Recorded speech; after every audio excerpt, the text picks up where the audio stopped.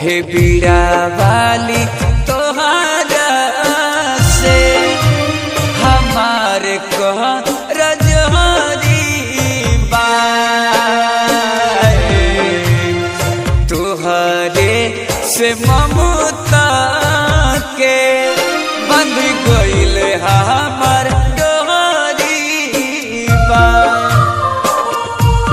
जय हो।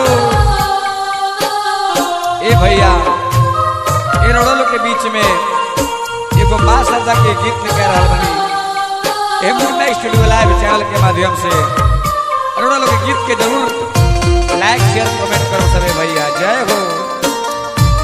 अब पंडाल में बजाम सबे माई सरस्वती के।